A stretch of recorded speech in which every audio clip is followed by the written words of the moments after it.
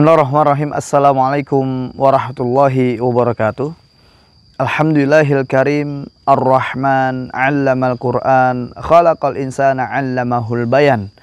Asyhadu an la ilaha illallah wahdahu la syarikalah wa asyhadu anna Muhammadan abduhu wa rasuluhu la nabiyya ba'dah wa la rasula ba'dah amma ba'd. Ya ayyuhalladzina amanu ittaqullaha haqqa tuqatih wa la tamutunna illa wa antum muslimun. Fa inna asdaqal hadits kitabullah wa khairal hadi hadi Muhammadin sallallahu alaihi wasallam wa syarrul umuri muhdatsatuha wa kullu muhdatsatin bid'ah wa kullu bid'atin dhalalah wa kullu dhalalatin finnar. Alhamdulillah, pagi ini dengan sinar mentari yang cukup mentereng, tapi sinar ini Allah siapkan untuk kita. Ini menyegarkan tubuh kita.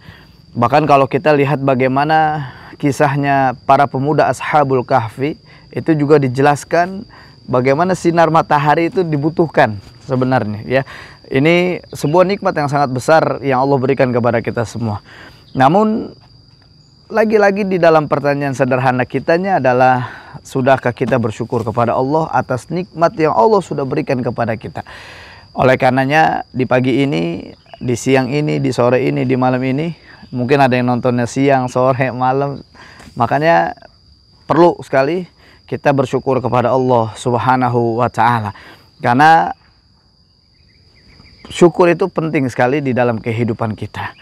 Salawat dan taslim juga kita sampaikan kepada Muhammad Rasulullah Sallallahu Alaihi Wasallam, insan yang mulia, yang dimuliakan, yang maha mulia, insan yang maksum, yang terjaga dari kesalahan dan dosa, insan yang Allah jadikan adalah pertama kali masuk surganya Allah Subhanahu Wa Ta'ala nanti pada saat di yaumil akhir kelak, dan insan yang akan memberikan syafaat-syafaatnya kepada umat-umatnya yang istiqomah berada di dalam sunnahnya.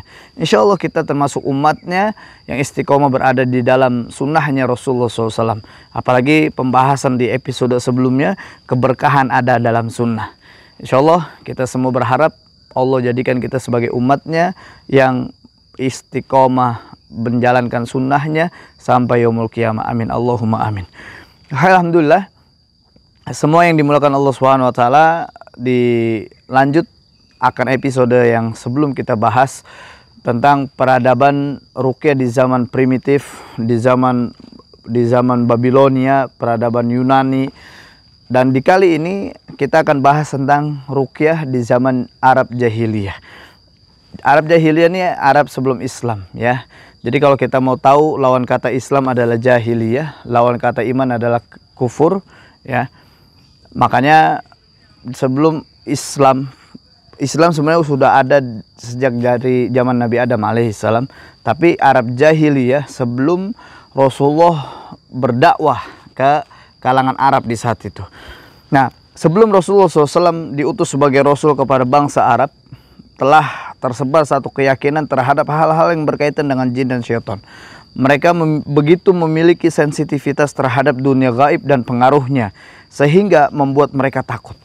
Ternyata bukan saat ini saja umat Islam mengalami ketakutan dan punya sensitivitas terhadap dunia-dunia gaib. Pun dulu di zaman Arab Jahiliyah pun sudah memang merasakan itu. Makanya perkara ini adalah perkara yang sangat penting bagi kita. Kita tahu bahwasanya ya dari dulu sudah ada itu, sampai terus berlangsung sampai detik ini. Makanya penting sekali bagi kita semua untuk memahami hal ini. Makanya orang-orang Arab di saat itu telah mengenal nama ruqyah yang dikenal dalam tradisi Arab. Ketika itu ruqyah itu artinya mantra, ya. Ruqyah itu artinya mantra yang dibaca oleh dukun-dukun. Makanya di dalam segi bahasa ar-ruqa, bagi kalangan orang-orang Arab Jahiliyah, ruqyah itu adalah mantra yang dibaca oleh para dukun, terus yang mengandung syirik karena berisi pemujaan dan meminta tolong kepada jin atau syaitan. Nah, barangkali ruqyah ini yang dimaksud oleh Rasulullah SAW dalam hadis sahih mulia. Wah, kaget nggak? Nggak kaget. Oke, jangan lupa like and subscribe channel ini biar tahu kisah seru lanjutannya. Oke? Kata Rasulullah SAW dalam sabdanya, Innar ruqa wa tamaim wa tiwalah syirkun. Sesungguhnya ruqyah, jimat dan pelet adalah perilaku yang syirik. Disebutkan dalam hadis riwayat Ahmad, Abu Daud dan Al-Hakim. Artinya kita sering bertanya, ruqyah itu apa? Di Arab jahiliyah, ruqyah itu punya pengertian, punya penjelasan. Ruqyah itu adalah bacaan mantra yang dibaca oleh para dukun atau kahin yang dia punya kandungan kesyirikan di dalamnya. Dengan bacaan pemujaan kepada roh nenek moyangnya, syaitan-syaitannya, sehingga ini yang disebut oleh Rasulullah SAW dalam hadis sahih mulia, Innar ruqa wa tamaim wa tiwalah syirkun. Nah, di zaman jahiliyah juga menjadi rujukan dalam setiap persoalan adalah dukun. Ini yang membedakan kita orang beriman kepada Allah dengan orang kafir, dengan orang-orang jahiliyah adalah tatkala ketika kita menemukan satu persoalan yang kita datangi adalah Allah Subhanahu wa Ta'ala, tapi mereka datangi adalah dukun. Kita bisa saja mendatangi ustadz, kiai boleh, tapi jangan sampai keluar dalam koridor hukum-hukum syar'i. Nah, ada juga ruqyah-ruqyah yang sempat masyhur atau tersebar di Indonesia, alhamdulillah. Jadi banyak pula masyarakat yang berbondong-bondong mengadukan persoalan hidupnya ke terapis-terapis spiritual. Makanya ini berefek juga ke Indonesia ketika dia mengalami persoalan-persoalan, masalah-masalah, mereka datang ke terapis-terapis spiritual. Atau kalau kita bilang, gua habis dari orang pinter ini loh, ketemu ini loh, dikasih tahu ini loh. Ternyata tanpa disadari yang mereka datangi itu adalah masuk dalam bagian dukun.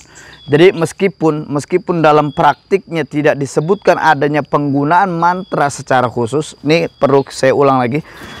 Meskipun dalam praktiknya nggak disebutkan adanya penggunaan mantra secara khusus, kalau orang Arab jahiliyah disebutkan di dalam kitab ini bahwasanya jelas sekali bahwasanya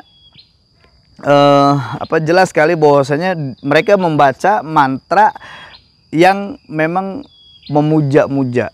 Tapi orang-orang kita di Indonesia yang ketika kita ada persoalan masalah terus datang ke para terapis-terapis spiritual, walaupun kita lihat praktiknya, dia nggak sebutkan adanya penggunaan mantra secara khusus. Namun setelah diperhatikan secara seksama, ternyata dalam proses terapi tersebut terkadang menggunakan kekuatan kata-kata. Kekuatan kata-kata, misalkan gini, kita mau berubah di dalam hidup kita datang ke seorang terapis yang dia cuman sebutkan, coba kamu mau jadi apa? Saya mau jadi orang baik. Terus diulang kata-kata itu. Ada sebuah penekanan dalam kata-kata sehingga terkadang mereka ini menggunakan kekuatan kata seperti terlihat nyata dalam praktek. Contoh, saya mau jadi orang baik atau saya mau berhenti dalam dunia kejahatan. Jadi ada penekanan di situ, ada pengulangan kata, udah ada penguatan, sehingga di situ ada sebuah kekuatan tersendiri. Saya mau berubah saya mau jauhi kejahatan, saya mau jauhi, terus berulang. Padahal kita di dalam Islam yang dianjurkan oleh Rasulullah SAW dalam hadis sahih yang mulia dalam Al-Quranul Karim adalah zikrullah. Ingat kepada Allah. Ini kata-kata yang baik. Salah satunya adalah yang kalau kita mau tahu, ini kita temukan di dalam praktik hipnoterapi, NLP dan SEF atau sebagainya. Ya, jadi sangat penting sekali bagi kita. Makanya dalam pembahasan di episode ini saya membahas kitab fikih ruqyah yang ditulis oleh Ustadz Musdar Bustamam Tambuse LC. Ini cukup gamblang sekali dijelaskan. Contoh-contohnya, terus bagian-bagiannya. Makanya jangan sampai kita termasuk orang-orang yang terjebak di dalam sebuah kesyirikan yang kita anggap ini bukan sebuah kesyirikan. Yang kita tahu, yang kita fahami, yang kita sadari ini bukan sebuah mantra. Tapi yang tadi saya sampaikan, walaupun ini nggak terlihat sebuah mantra, ini nggak terlihat sebuah kalimat untuk penegasan, untuk sebuah pemanggilan roh nenek moyangnya, tapi ada sebuah kata yang pengulangan ini terjadi. Ya, saya pernah ketemu salah seorang yang ketika dia bertemu dengan saya, dia berjumpa dengan saya, dia justru menganggap saya ini bagian dari orang-orang yang dia pernah datengin. Seperti misalkan dikatakan orang pintar. Ustadz bisa begini nggak? Ustadz, saya punya permasalahan yang cukup berat, Ustadz. Ustadz bisa nggak mendatangkan uang untuk saya? Boleh aja nanti uang gaib bisa turun ke saya, bisa dapat ke saya. Subhanallah. Ternyata yang saya baru tahu adalah dia ada orang yang bisa mendatangkan uang gaib. Ini adalah perbuatan-perbuatan dukun yang punya tipu dayanya. Makanya jangan samakan ruqyah syar'iyyah itu dengan praktek-praktek perdukunan. Saya sering sampaikan berulang-ulang, saya sering sampaikan berkali-kali dengan kalimat gini. Kalau kita mau datengin dukun secara langsung di zaman sekarang, mustahil kita akan temukan dukun dengan penampilan tempo dulu. Kenapa saya bilang mustahil? Karena yang kita temukan sekarang adalah bukan dukun yang berpenampilan layaknya dukun zaman dulu. Berpenampilan serem, terus menakutkan. Enggak. Tapi yang kita temukan adalah berbau islami. Dengan penampilan ustadznya lebih daripada ustadz. Berpenampilan seperti kiai lebih dari kiai. Dan wewangiannya, terus suasananya, islami banget. Tapi hakikatnya dalam sebuah prakteknya ada penekanan di situ, praktek yang dia jauh dari Allah Subhanahu wa Ta'ala yang akan mengandung sebuah kesyirikan. Paling tidak itu yang bisa saya sampaikan semua teman-teman.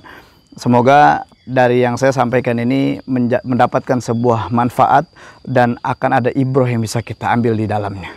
Saya minta maaf kalau ada ucapan yang salah terucap dari saya, dan kalau itu adalah kebodohan saya. Namun kalau ada ucapan yang benar yang terucap dalam diri saya adalah kebenaran murni milik Allah Subhanahu wa Ta'ala.